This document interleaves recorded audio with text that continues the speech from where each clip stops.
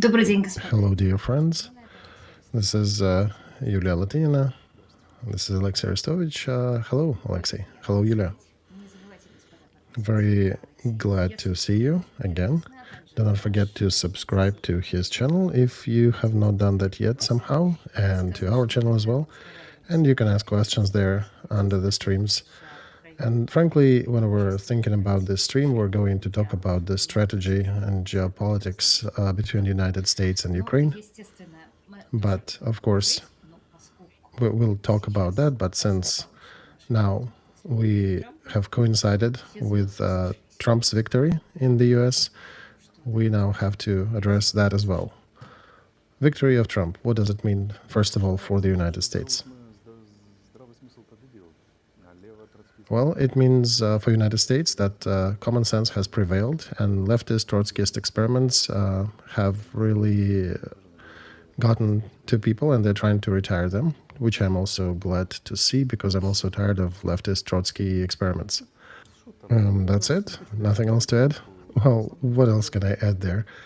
Main problems after these elections will mostly fall on the shoulders of those leftists and Trotskyist figures, because they will be likely cleansed from and purged from the government systems in the US. We'll see what Trump will be able to do in the next 4 years.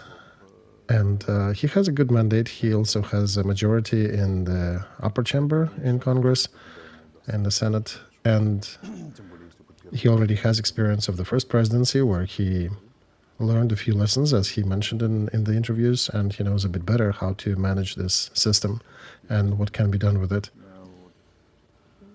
And external foreign politics will remain the same, I think. Generally, the style will change, which will be dictated by personalities. But the rest, most of geopolitics is dictated by geography, and that is the same. There's still a problem of Russia and China. There is still a problem of global South. Democrats were also talking about digital democracies fighting with demons of dark totalitarianism, and they would probably continue that, but in reality they would be signing under carpet deals with Iran, Russia, and China like they usually do. And Trump is more open to negotiating from the positions of power, but he will be doing essentially the same. He'll be finding ways to come to sensible agreements.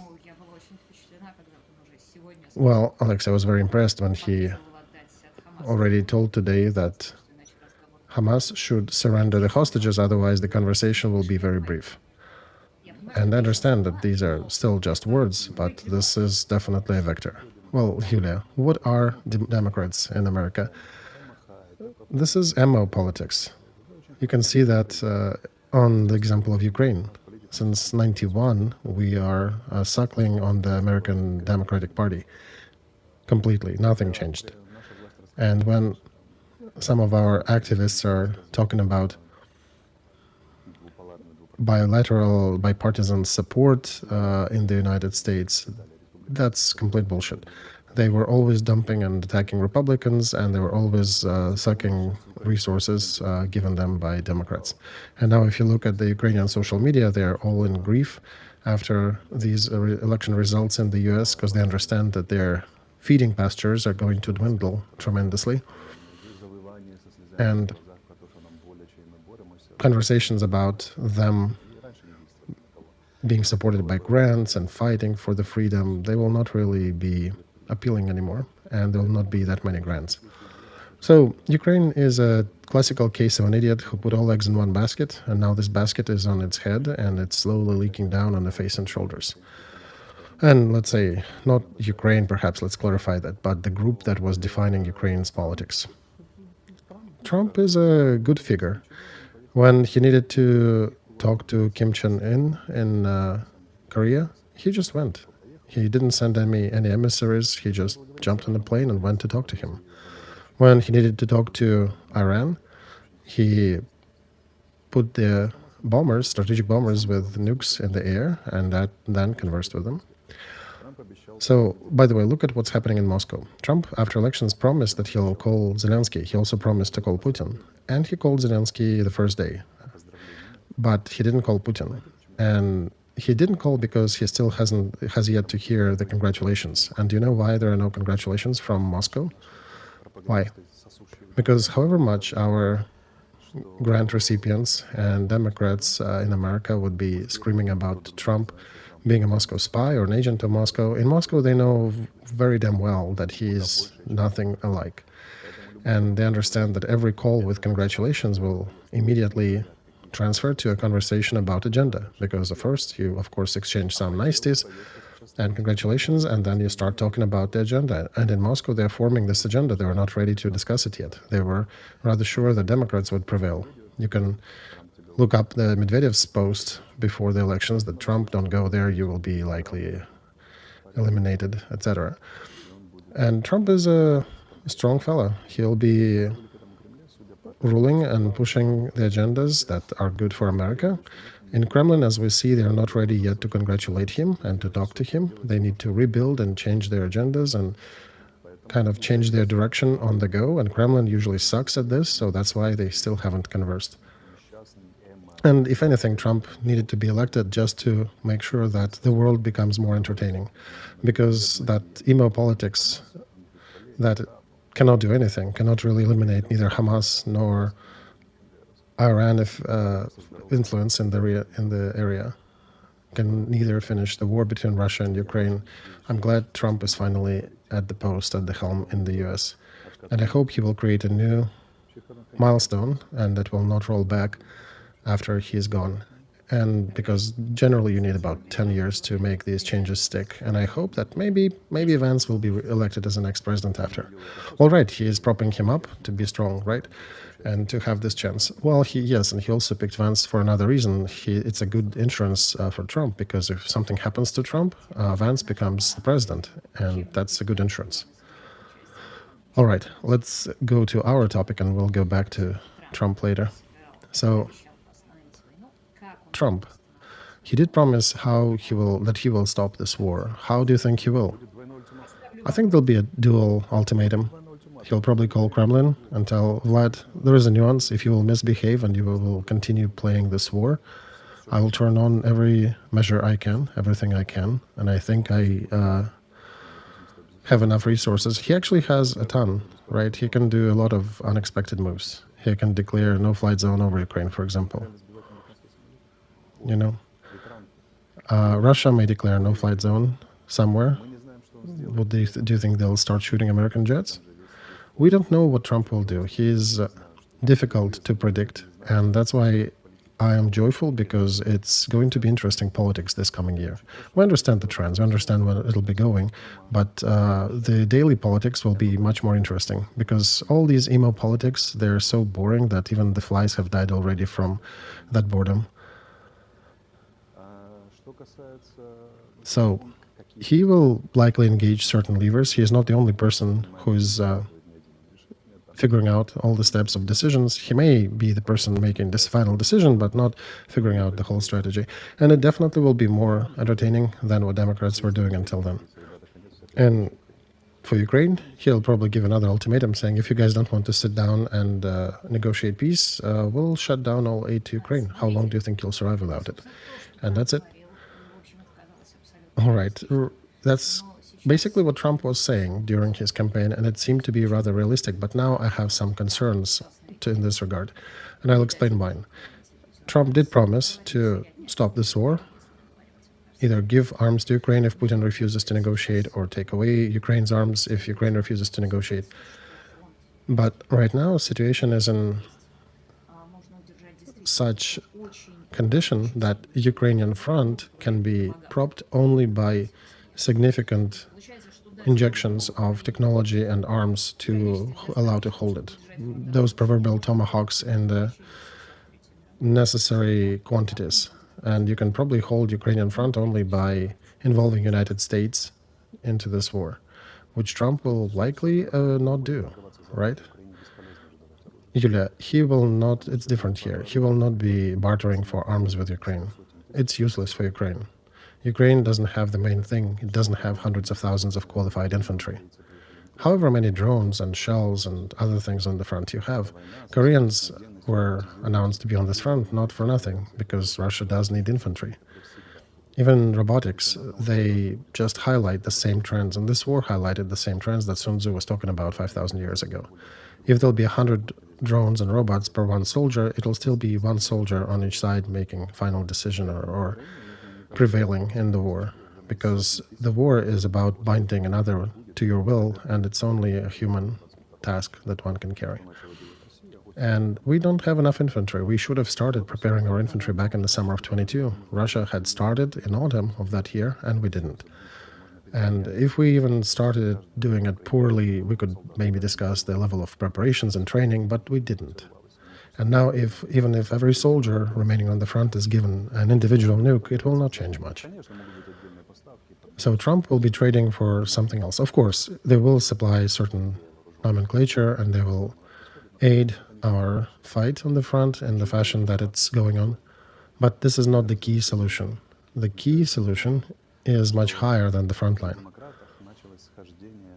And under Democrats in the United States, the big West and the big South started talking about the collective Yalta agreement, so to say.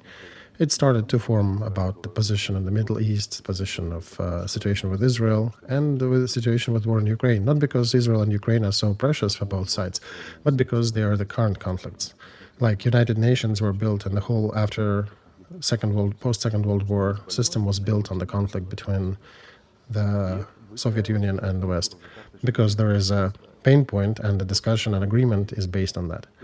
And we already see that house of cards starting to be built. Now, the Trump has won in the United States. The first question that everybody has, will there still be that house of cards? Will it be in the same fashion? And if not, what fashion will that be? Because that collective decision, America is definitely present there. Of course, Moscow, China, and United States and Europe. And by the way, presence of North Korea on the agenda, it definitely highlights that they haven't agreed upon everything. This is an extra factor. And by the way, presence of Koreans on the front, I want to say that frankly, there are none. In the classic understanding of arms and troops on the front, no, there are no Koreans.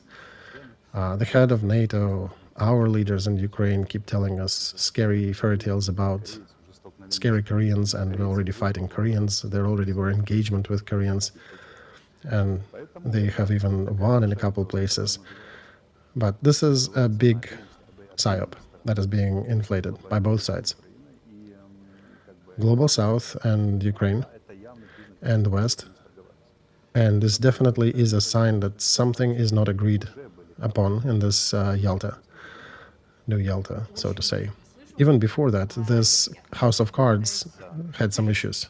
Yulia, how's your connection? Do you hear me? Are you a little frozen? Yeah, I can hear you fine. I am just still trying to digest your statement about North Koreans on the front. I'm telling you, there are no North Koreans. There is 1,200 Koreans in Russia. Maybe now they have a little more, but for the most part, there are specialists that are studying the use of drones on the front. Yes, there are some on the front, but there are dozens. They're not like organized detachments fighting. And they have military or near-military specialists that are learning who will be building the drone factory in Korea for Russia and for China. And there are some groups, of course, of Koreans who are, I think there are 8 or 12,000 in the Far Eastern training grounds in Russia. But they're not on the front, not in the Kursky district. So one can ask a question, why is that being peddled around? So the question, generally, we're coming back to the House of Cards, that big Yalta agreement. What is it going to be like? It's not the question whether Ukraine will get tomahawks.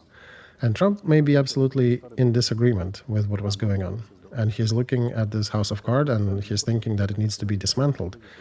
And that means that a new one needs to be built. This contradicts his statement that he will finish the war in 24 hours, because the war will be concluded only on the basis of the previously signed or agreed structures. And we may face the situation when the previous Yalta may be annulled, and they'll have to rebuild that agreement. And that is what concerns China and Russia and other participants of this war. And the fact that Putin has not congratulated Trump 2 days after his election, this is nonsensical. This is a very critical element here. because it implies that now they're consulting about what to do, what to discuss in this conversation, what can we offer, what need we address. This is a sign for me that that house of cards of Big Yalta built and propped before that is crumbling and is being reviewed.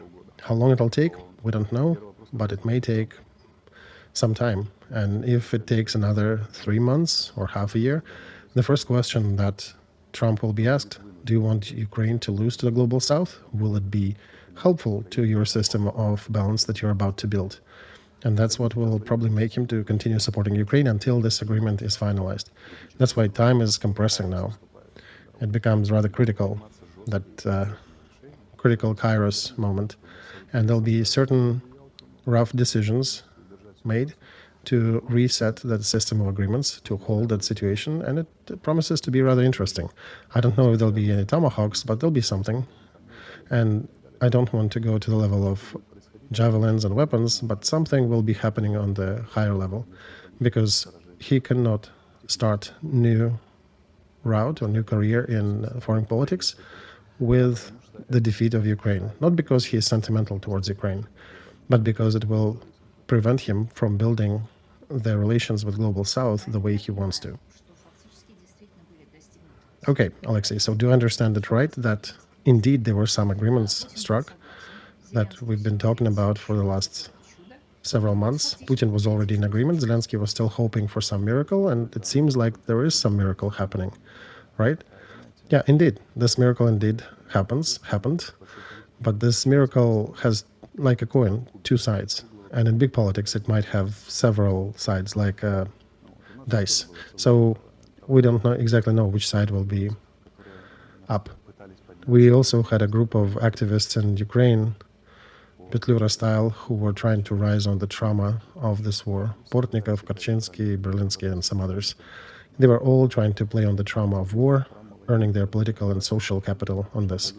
And now this war trauma is turning against them, because when people hear their suggestions that 100,000 more need to be drafted, they actually people do not like it much. And I did promise these fellas that I'll show in some of my streams in the next few months what is the play on the trauma of war. So we'll see. We'll see how Trump's card lies and how it will turn. Ukrainian authorities made a ton of mistakes, and toying with Democrats and pushing away Republicans was one of the biggest that they made. And Trump is a person with a very good memory and with a sharp feeling, and Musk, right, and Elon, of course, and with a sharp feeling of personal dignity. Any attack on himself and his status, he remembers.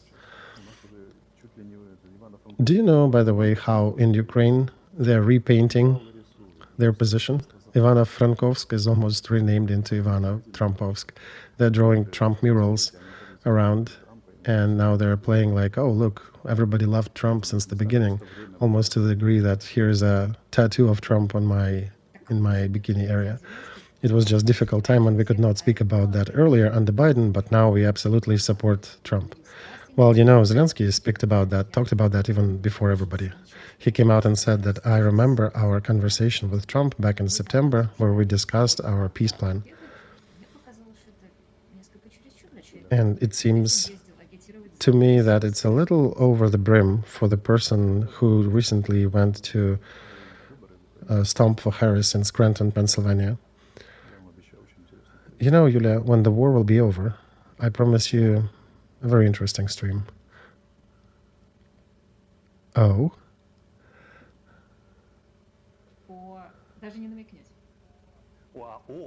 You're not going to give me a hint? Oh, you mean, as about? Yeah, I meant about what? Yeah, just about how it was actually happening. On a set of different topics. Well, we partially touched a lot, right? Well, we did touch about a lot of these topics, but let's put it this way: we're not lying. We're just not disclosing everything that was happening, and there are some interesting angles that deserve discussion after the war. So after the war is over, after the elections are done in Ukraine, they definitely would deserve attention.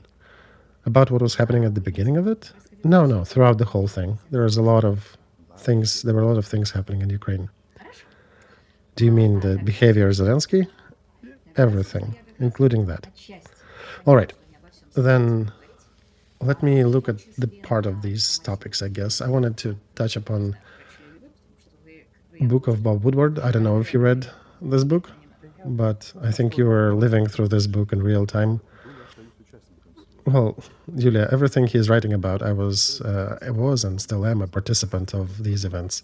I could probably share a lot of things with him, but all right. So you were a participant, but for me, it was interesting to learn a few things. Many of them I heard for the first time with that verification, and me looking at what he's writing about, I'm getting an interesting opinion that Biden administration actually preferred this war to start. They could have postponed it. I'm not saying that they lured Putin into a trap. You know, I mean, a different. Well, why you're not saying that they lured Putin into a trap? Because they did. They did at least everything so that he would fall into this trap. The only people who would be surprised hearing that would be those emo leftists who are always using the Democrats for their grant funding. The main subject for any politician is history. How many times since 1945 Soviet Union and United States pulled themselves into situations like Vietnam and Afghanistan? They were busy just with that, right?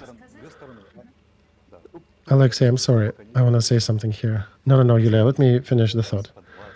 They're always creating these situations, probably about 20 times over the period of the last 70 years. They were creating different kinds of Vietnams and Afghanistan. Somebody comes into the territory, the other side starts to support their position, supporting with arms and politics and other resources. And look at Ukraine. Why would they not do it again? They've been doing it for 70 years. They've done it 20 times over. Do you think there is any reason for them not to do it the 21st time? They've just done it 21st time again. What for? Well, what for were they doing the previous 20? To weaken the enemy, to put them in conditions where you can trade with them on key components concerning both sides, using the weaknesses of the current situation. It is not you and I who, by the way, invented that. This was Washington Post that actually brought some light on this, who mentioned that Burns came over before this war started at the nascence of it and was agreeing that this war may start, but it needs to be on certain terms. And the book actually mentions that after Kharkiv operation, Austin came out with a message to Putin saying, don't worry that we will not let Ukraine win. Well, in order for America to prevail in this, the bear had to get in the trap, put the paw in the trap, so it would be easier to go to his other side and start negotiating. And the bear was so dumb that he went into a trap completely. It's only the rear that is sticking out, and it's much easier to negotiate. And I want to say here, I did mention it before, but us, the Slavs, we're rather dumb in this regard. We have to be beaten up so many times until we start getting some suspicions. The Ukrainians and the Russians, they're all Slavs, right? Yeah, both sides are from that ancient Rus. That's the problem, right, Yulia? That there are a lot of Russians and Ukrainians, but very few Rus. Because if we had that unity, that would not be ever this war. Well, unfortunately, the Slavic people cannot do it the other way. We've been beating ourselves to bloody smithereens, killing families, destroying everything. And then on the second year of war, we turn around and start looking that suddenly there are people, there are whites and yellows on different sides, clapping and supporting and betting on us. What's happening? And we start to get suspicious. Alexey, I'm sorry, I need to ask you another question. It may be a bit of a winded question, but I want to get you to some point. Oh, sure, I enjoy your winded speeches. So we've been listening for 3 years how the world revolves around Ukraine. And not only from Ukrainian activists, but also from our Russian opposition, who also are grieving now. By the way, you mentioned about your own, about Ukrainian Democrats, while Russians are feeling the same thing. They're also grieving because their grant money is evaporating, is about to be evaporated soon. So, okay, so they were talking about United States not giving certain resources to Ukraine, and we're getting impression over and over that United States is there to serve the needs of Ukraine. While what you're saying is that Ukraine is a buffer state between United States and Russia. Although Russia is probably a buffer state as well, but between China and US. So Ukraine is a buffer between Russia and USA. And both sides need to address in their geopolitical sphere, they need to understand how to keep their power. And second, they need to fortify their strengths externally on the international politics arena with least expensive fashion, which implies that all the expenses are usually put on the shoulders of any buffer state between them. And that's the whole scope of having the buffer state, that it fortifies and takes certain burden from the empire that is bordering it. Well, Yulia, one can argue what is a buffer state, what is not a buffer state. I can tell you how Democrats and Republicans treat Ukraine and let our listeners decide what we are. Democrats think that we are a customer, we're a client. We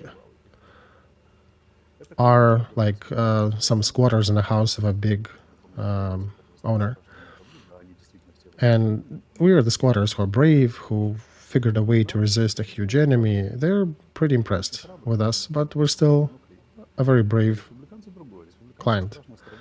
Republicans have a different angle on us. They actually do not like us being a client.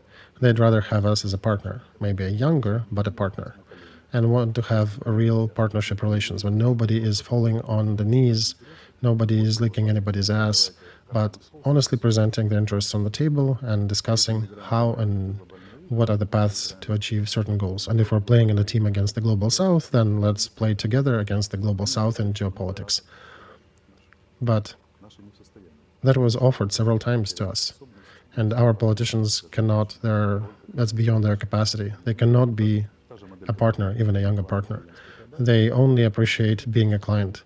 So the same model that we have in Ukraine, like feudal type model, we're offering the same model outwards because we're not aware how to do differently.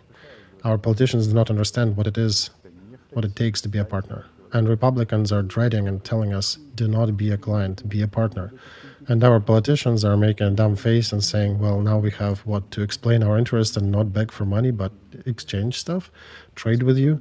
We don't know how to.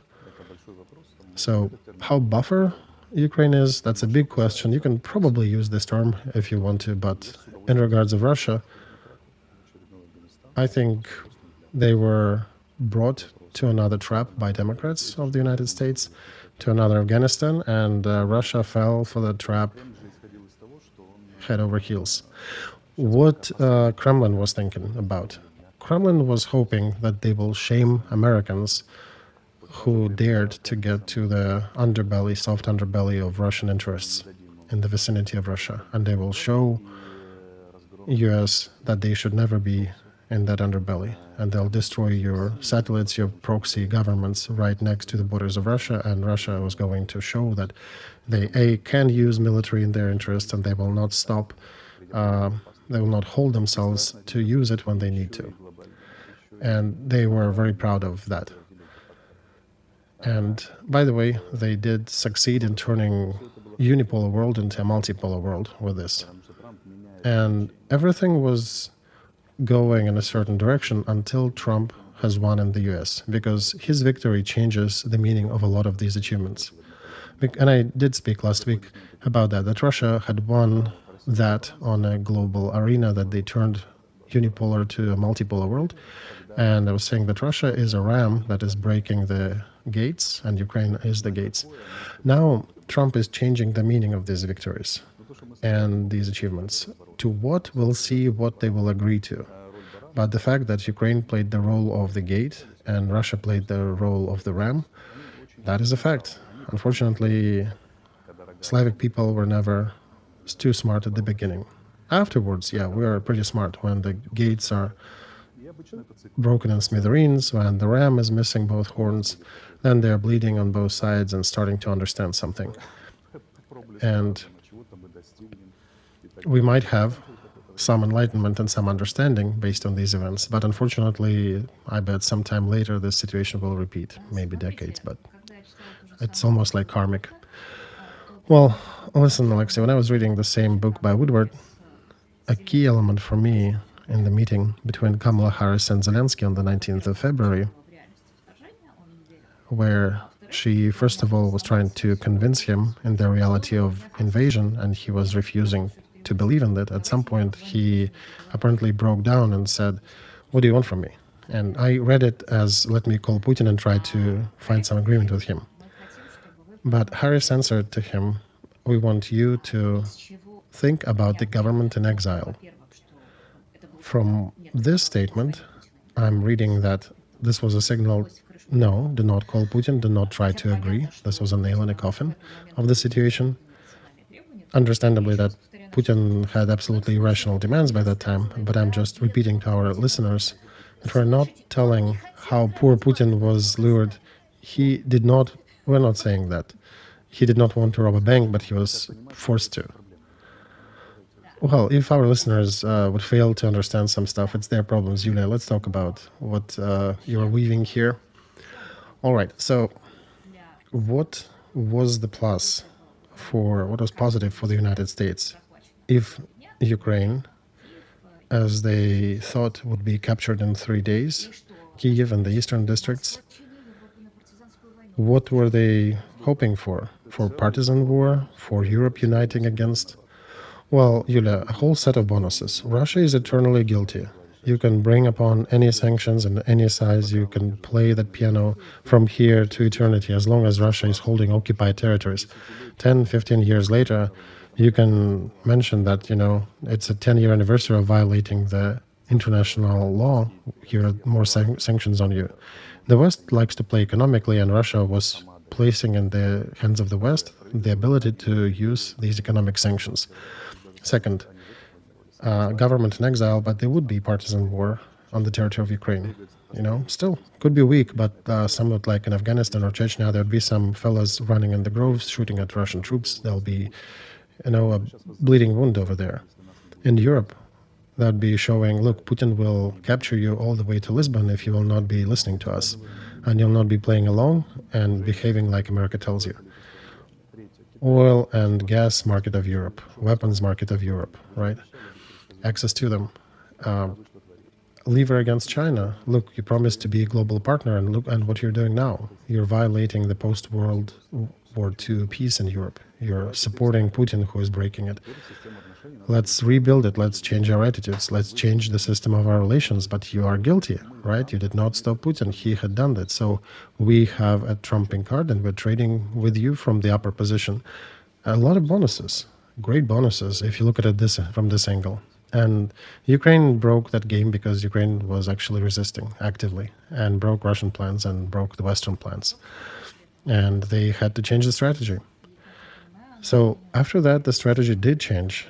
And as I understand, in April of 22, that was the pivoting time when administration of Biden, I need to make sure I do not use United States. I need to say Biden's administration. Right, it's a good correction, Yulia. United States is a very different, yeah, exactly what I mean. There's no US, there's no Ukraine, there's no Russia. There is administration of Zelensky, Putin, and Biden, or now Trump. Right. That's a good angle, Yulia. I will even put a disclaimer here saying that if you or I say United States or Ukraine, we mean the ruling party. Well, we can just try to be more accurate in naming them, but yes, we usually mean the ruling administrations. So when Biden administration understood that Ukraine may actually weather the fight, that's when their strategy changed. And in April of 22, Austin was saying that the goal of US was to make sure that Russia cannot achieve its goals in Ukraine. And that was an interesting point for me. I was always thinking, why did Istanbul agreement fall through? Not because of Johnson's visit, but because I think Biden administration changed their strategy about Ukraine. And from the very beginning, they were rather open about saying that they are not going to let Ukraine win. I was thinking maybe they promised something to him. Maybe in some phone conversation he was promised. But he heard the same things. He heard that instead of despicable peace, he's bringing his people into a multi-year warfare, and there'll be no borders of 91 at the end, right? Like an example from agriculture, the goats are leading the sheep to the slaughter. The goats are jumping over the electric wires, and the sheep step on them and die. And all these people who are screaming about the borders of 91, all these people in the media in Ukraine screaming about these unachievable goals, they're like those goats that are leading sheep to the slaughter. And am I correct in understanding that there were no promises that were made by Biden's administration to Zelensky that they'll help him get the borders of 91? That those were the forged checks that Zelensky wrote to himself? Exactly, Yulia. They never said, they actually were saying in the open that there'll be no victory of Ukraine. Their main task is not let Putin win. They have not lied even once. That's why you cannot really attack them on this. They never lied. They said as they intended. And the fact that Ukraine invented all the mythology around it, this is Ukraine's problem. Look at the calendar. The first Rammstein was on the 26th of April, 2022. And the last conversation about the possibility of Istanbul agreements was on the 17th of May. Even that, these two dates show you that despite Bucha, despite Johnson's visit, Ukraine and Russia still continue to converse in the Istanbul format, all the way down to the 17th of May. And that's kind of tells you. We have invented these goals of borders of 91, great war resistance. Why? It's understandable. We wanted to do two things: to scare the West with the scary invasion of Russia and probably incursion into NATO countries eventually. But the West didn't fret, didn't bite it. Do you know why? Because they continued consulting with Moscow. They never stopped doing it. And they always knew that this is a limited conflict that is going in a pre-agreed fashion. And that both sides were continually confirming agreements between themselves on the peripheral agreements. This is all a big chess game for Russia and the United States. They were never going to use nukes. They were threatening, yes, but they never really wanted to use it. They were never going to capture Lvov. This was all following the agreements similar to the Cold War. In the Cold War, there were some agreements, and now treated as the Second Cold War. Everything is following the similar rules. The most uncomfortable thing for Ukrainian so-called patriots is that who actually believe in this pseudo-reality, who continue inventing things for themselves, that there was no existential threat for Ukraine over these 2.5 years. It didn't exist. So when Putin was entering Kiev, well, yeah, the only serious violation was that Putin threw 48,000 troops at Kiev at the beginning. This was not in the plans. And this was a direct deceit from Russia. That's where they violated these agreements. Because the plan implied, you mean the plan by the United States? The plan that they agreed upon, that was discussed, is that Russia would cut off from Kharkov, from slightly western of Kharkov, down south to Dnieper, encircling our troops in the west and posing an ultimatum to Ukraine, whatever ultimatum would be. With a change of government, elections, neutral status, Russian language, church, whatever, limitations of armed forces. We baited them with our weakness. There were only 3,500 people defending Kiev at that time. They threw 48,000 at them. If we had at least 20,000 defending Kiev, they would not have incurred this way. They saw 3,000 and they decided to seize this opportunity, but it didn't work out quite as expected. And that was the violation that we can discuss of the overall plan. You know, they saw an easy target and they thought they can get much more bonuses from their activities in Ukraine. But they failed, even though Kiev operation was really hanging by a thread, if I'm to remember that. There was a moment there, I think on the 4th or 5th of March, when they were going on Zhytomyr road, and we really hit them bloody well there. That's when we ran out of shells. Our artillery ran out of shells. We had no shells, zero. And there were 17 groups around Kiev. At that time, we could only concentrate our fire on 3 out of 17. And there was a moment when we ran out of shells, and our artillery was mum. It could not do anything. If they continued advancing at that time, we probably would have lost Kiev. But they were just beaten up a bit before that, and they decided to dig in and to regroup. And we were using some actions of special forces and territorial defense to continue making it difficult. Sometimes aviation was flying around, but we had no shells. So they could technically get a big success by physically getting to the borders of Kiev and starting street fighting there. That would be a card to trade. So everything was hanging by a thread there several times. And in April, there was also another moment when we had only 4 missiles to Smerch left. And this was the beginning when we started kicking them away from Kiev, Sumy, and Chernihiv. We just ran out of resources. But on their side, going back to the weave, that was a violation of pre-agreed conditions. And the whole international politics is like this. They were agreeing about something in general, and then on the verge of it, all of a sudden there'd be some Koreans popping up to hopefully lever something else for the one side or another. And Trump is not like that, by the way.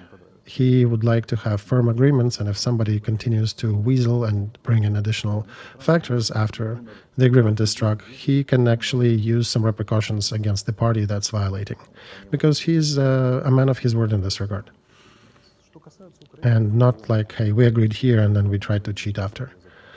As for Ukraine, we have invented this existential warfare, this existential choice, the existence of Ukrainian people and the culture of language, and the most difficult tragedy for them to understand that my country is going through. I can see how people are really breaking apart under this load, even the smartest ones who have access to the insider information, that this was a chess party that was played on our field, on our heads, on our destinies.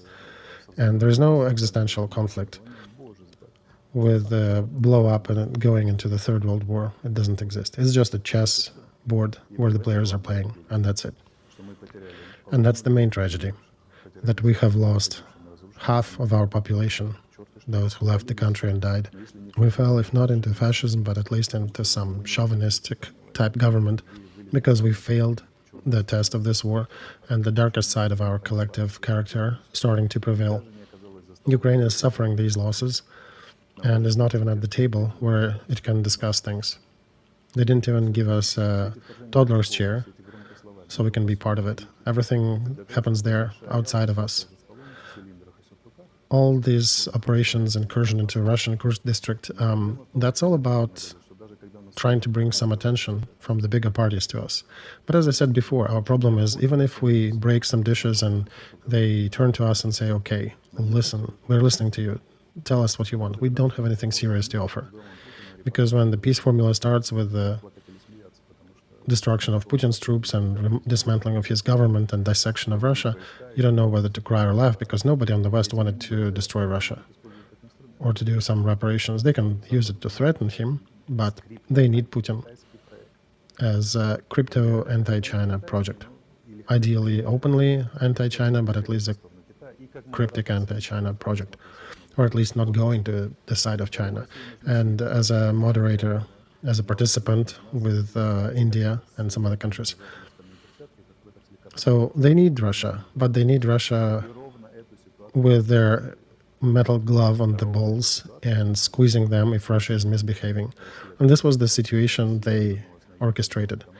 Russia mobilized, Russia brought up their economy, Russia is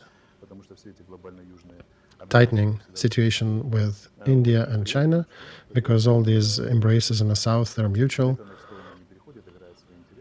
However, Russia is not openly jumping to their interests, and they're still trading some stuff with the West. And that's the direction they're guiding Russia to. And we in Ukraine are unfortunately just a soccer field, football field, where they're playing this game. Unfortunately, instead of the balls, they're using our heads.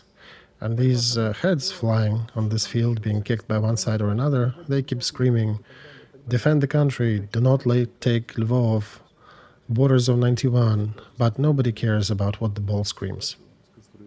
That situation was orchestrated not only by West and Putin, but by us as well. We took a wrong vector in 1991, and today is a culmination of our stupidity. There is an exit out of it. Ukraine can still win this war if we change the vector of our development significantly.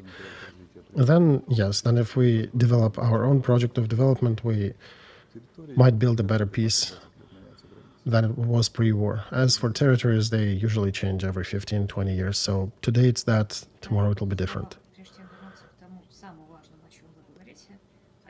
Before we go back to the most important point of your message here, I wanted to clarify two more things, Alexey.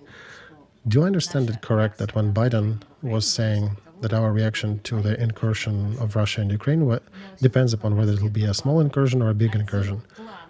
Did he refer to those two plans? One plan was with an incursion from Belarus, another in a smaller one, attack on the Kharkiv district. He was sending this message early on. Yulia, I cannot get into Biden's head, but there was a logic about limited warfare.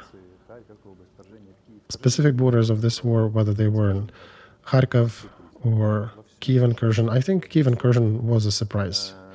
It was felt as a surprise, even with the tonality of our discussions with the partners and their reactions, that Putin did violate something, that he made a mistake here. And not a mistake of attacking Ukraine, but a mistake of attacking Kiev. We don't know the details of modality here. I don't think Biden had a full plan of incursion that he agreed upon and signed. They probably discussed the general framework, and they probably addressed that Kiev likely will be spared. I don't think Putin sent him the plans of attack. And I think Americans knew that from their satellites anyway. But incursion into Kiev was a clear surprise. And I would use the word expectations here. We don't know whether they had real agreements, but they had expectations. And that one was a violation, was a deviation from them.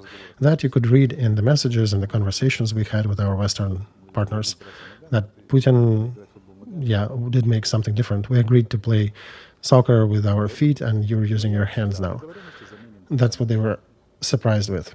So let's use the word expectations, since we don't have real confirmation of the agreements, nothing on paper. Let's use expectations. Alexey, why I'm asking about this, about Belarusian vector, is that Woodward's book does mention several times that Zelensky was told that there'll be an attack from Belarus, but he refused to believe that. And as far as I know, attack from Belarus was a surprise for Ukraine because their troops were not even facing that direction. No, Yulia, this is... Nobody stands back to Belarus. There were just no troops on that border. The troops were in Kiev. We had 72nd Brigade in Kiev. We had a battalion of Azov, and we had some territorial defense and special forces of the intel services did a lot because they were plugging all the holes. There was 95th, maybe 2 companies, some battalions. Then 14th and 10th came from the west, and they carried out the fight near Makarova. And I'm trying to remember, hang on.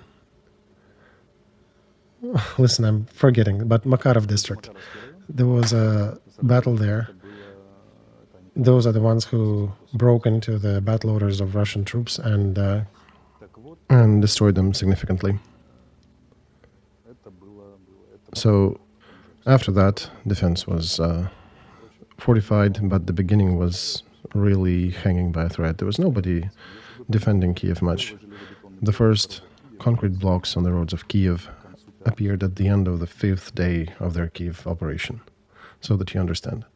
So Kiev was absolutely not ready for defense. We saw the group in Belarus. Our partners were transferring data, but nobody was believing that they will. And they were telling us they'll be landing in Gostomel airport. And our powers in Ukraine were not sure about the reality of this attack, that they thought it's just a threat to keep more troops in Kiev. Russians were playing disinformation in relation to the Western partners, and the West was ringing all bells, pointing at the danger to Kiev. And why the Kiev refused to believe that, that's a separate research. So in Woodward's book, Alexey, there was another scene described after Kharkov operation. Biden was concerned that Putin might be willing to use nukes. And there were several conversations. The quintessence of this scene was the conversation with Gerasimov. And Milley is saying that you will not have to use nukes because you will not suffer catastrophic defeat on the front. And there's a lengthy conversation. Milley is asking, what are the terms for you to use the nukes? Gerasimov is explaining what, and among them is catastrophic defeat at the battlefield. And Milley then says, oh, that's all right. So you're not going to get catastrophically defeated, so we're good, no nukes. And that's what I'm thinking, why Ukraine did not get enough weapons for the summer counteroffensive in 23. And that's your answer. Yeah, I wanted to bring up this exact answer too. I saw the requests that we were transferring to Americans in Ramstein for the summer offensive, and I saw the percentage to what they were fulfilled. At the best parameter, at the best line, it was fulfilled only up to 28%. The average was somewhere around 18. So you're asking for 100 shells, you get 18, right? You understand that. And I am competent enough to understand what exactly was asked, what for. We were not asking for anything extraordinary. I was actually expecting that we would be asking for more stuff. We actually asked exactly enough to have a successful counteroffensive, not more, not less. And that was not satisfied for Ukraine. That's the secret of this war. We were given bare minimum. We were basically given very little arms, and we're also, one of our muscles was cut so we don't run too fast. This is Realpolitik for you, that I'm trying to explain to my compatriots for 2 years already, drawing a lot of hate on my person. Definitely for 2 years. I started September last year, and I was really pushing a hard line on this. And if you look at the reaction to the stream, a good chunk of them are about traitors selling ourselves to Putin and somebody. All right. Whom do I sell myself to then, Alexey? Because I'm not a Ukrainian citizen. Well, you're the empire, Yulia. And you also betrayed probably Russian opposition. We're all traitors here. And betrayers. In 2020s, there was a discussion in the West and the United States specifically. How do elites talk to masses? Do they deceive them or do they tell them the truth? Deceiving has won. And this is part mechanism to understand the mechanism of democracy. Mass deceit to create certain support for your issues. And the person can choose for himself whether he is eager to believe what he is being offered or he wants to open the curtain and really understand what's happening. And we're trying to pull the curtain apart and show the contours of very different reality there. And a lot of people are still upset. They're saying, no, we're not believing it. Our thing is to tell you that it exists, and it's your personal thing to trust us, to believe it or not, and go check yourselves. I'm fighting with these smoke and mirrors created for masses with everything I can, and I appreciate you trying to do the same in your stream. I'm glad that our inclinations coincide. Well, look, Alexey, I actually do not have columns with those who are giving arms. I actually have more questions to those who were on the receiving end of this. Because, in my view, normal person, not the one who's living in pseudo-reality, should not have questions to Biden's administration politics at large. I mean, you can be upset that people were playing Realpolitik while pretending to be wearing white dresses and being so good. Well, yeah, they actually were telling truth in most of conversations. America was telling us the truth. It's us, Ukraine, who invented all the mythology around it. Right, and Alexey, that's exactly where I'm pointing to, at President Zelensky, or, right, collective Zelensky, right, collective Zelensky in Ukraine. Just like there is a collective Putin, there is a collective Zelensky. So, When I said that buffer states do not dictate to the empires, that's true. But being a buffer state is not too bad. Judea under Herod the Great was a buffer state, and they became filthy rich. So rich that not any other time in the history of existence government has been so wealthy. And all you're talking about is raising a question, not why they were giving him a simple tool, a simple war tool, and he was taking it and pretending that it's a tomahawk, a missile. It's not. So, simple example. Zelensky stands up and says, I forbid to negotiate with Putin.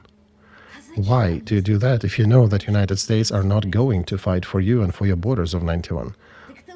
It would be better to tell Biden administration that I will be negotiating with Putin if he will not give me better arms. If you're giving me just basic arms, I'm going to talk to him. Remember, Yulia, a while ago I used a term of a collective lawsuit by Ukraine and Russia to the West. Well, I remember, but I don't think it's serious, right? We cannot really sue them on this. Right, but that's the vector I want to underline. Nobody was deceiving us, that's true. There are two Ukrainian actors or collective figures you can probably bring. Collective Sviatoslav and Collective Zelensky.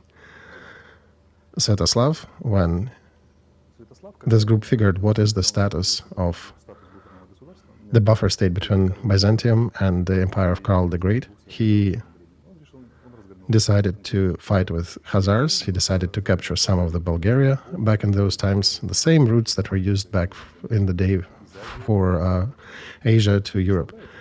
And everything from Novgorod down to Bulgaria, all the ways on the ground were controlled by Ukraine. So you were getting money for both directions, for Eastern goods, for Western goods.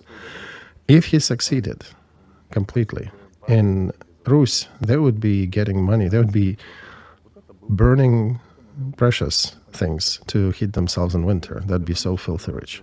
But that's the geopolitics I'm talking about. This is a smart geopolitics. And now if you take Collective Zelensky, you understand why the activists were parroting all the agendas from the Democratic Party of the United States of fight of digital democracies against the totalitarian regimes. Even now they're talking about that, about Korea and China and the like. I understand that they wanted to scare the West with a Third World War and to force them to fight on our side.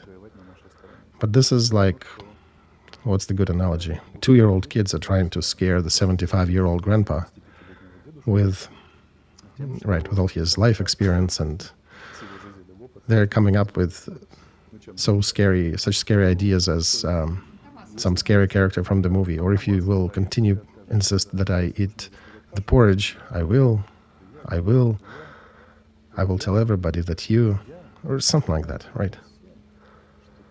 Or like, for example, quarreled with grandma yesterday, and the grandpa is, oh my God, just don't do that, I'll satisfy everything you want.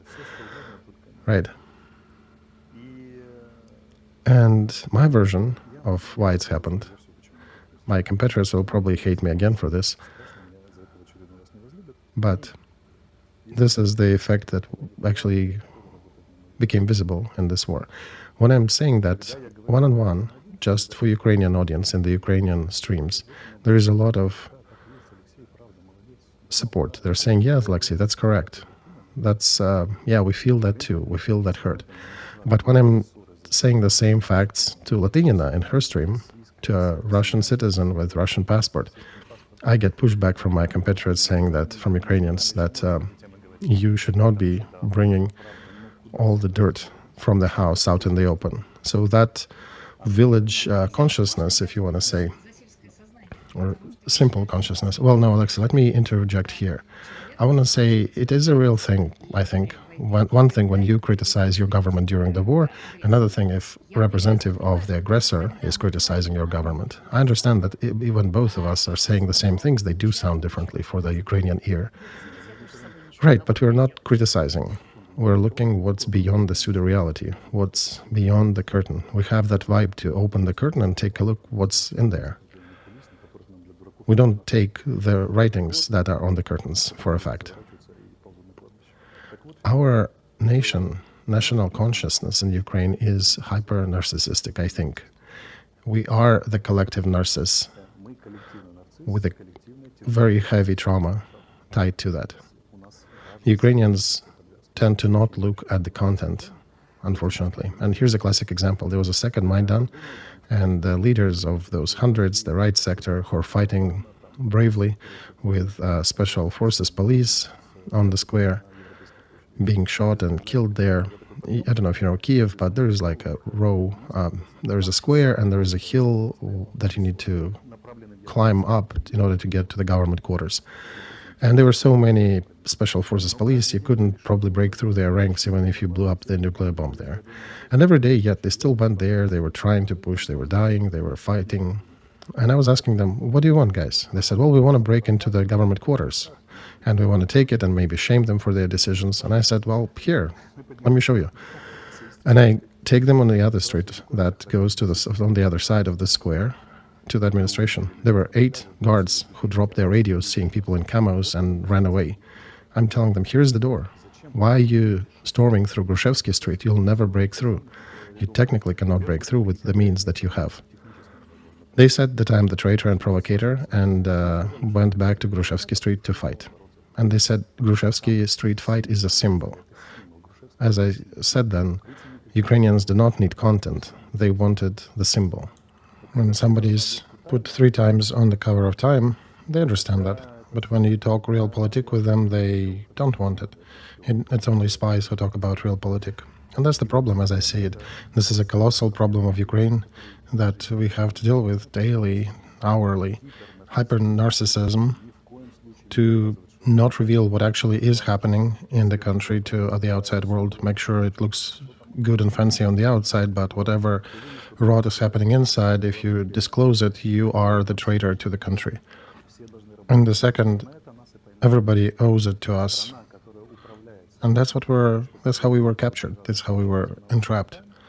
If your country can be managed by placing somebody's face on the cover of Time, that country cannot be a significant geopolitical actor. If I was put on the Time magazine 3 times, and if Parliament would be standing up to applaud me, to applaud my entrance, I would start getting concerns, where am I being led to? From the first time I would get concerns, but if it repeats 3 times, I would pull the stop plug and say, no, let's figure out why are you so pleasant all of a sudden. A professional should keep his concerns and wits about him. Why such a favorable wind? But unfortunately, we are the country that's so easily to manage by just applauding us with standing ovation in the parliament. And here we are forgetting our interests and following whatever applause and whatever cheer up is leading us to. And we think that geopolitical partners in Europe and America are manageable by us. Can we manage them with their hundreds of years of experience? We, in the last century, burnt our archives several times for different historic reasons, but we did. Europe remembers everything hundreds of years back. United States have every receipt for the last couple 100, 250 years already. Whom are we playing with? Do we realize how professional they are versus our skill set? And the fact that Ukraine failed to notice that they are a ball on this field, in this game, and they're not a player. This is the main tragedy. I do want to get rid of the snarky emotions in my voice because this is my country, this is my people. In my immediate circles, I have a dozen people who died during this war, who were killed during this war, whom I failed to get to and help understand that they're the ball, they're not even a foot of the player.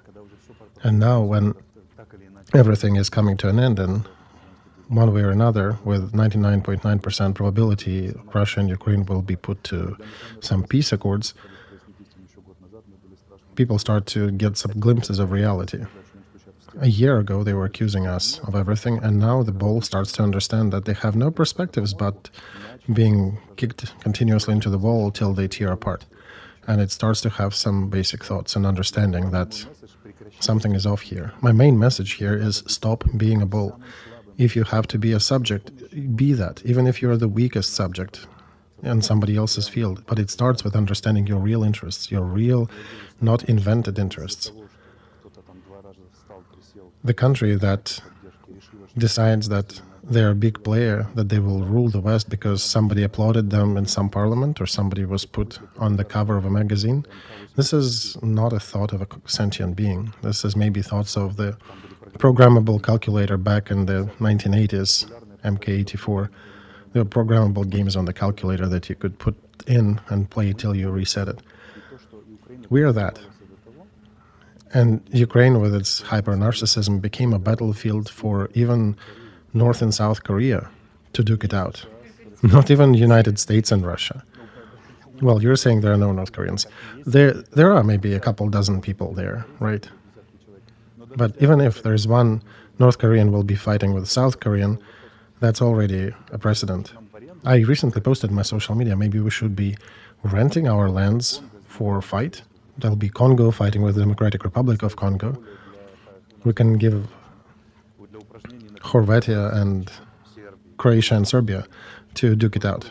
Maybe Uruguay and Paraguay would want to solve their 100-year conflict, right? Because we're not worth anything else by the way we behave. And it's not what the West or Putin had done to us. This is our poorly recognized choice. And we are the authors of this situation. We did not want, we failed to stop this war at the beginning of war. We had this chance. And we failed to stop it at every stage where we are offered to stop it. And since the spring of last year, there's already a formula to how to stop this war, and there's a push to stop it. Meanwhile, in Ukraine, there are some bright individuals coming out and suggesting, let's mobilize women, let's mobilize another 500,000. Let's find everybody and send everybody to the front and fight for a little longer. Yulia, you're having to deal with them here in your streams. I have to deal with my compatriots every day. And here, finally, it starts to dawn on them. It's not Latynina and Arestovych are telling you. Now Biden and Austin are telling that you will never win.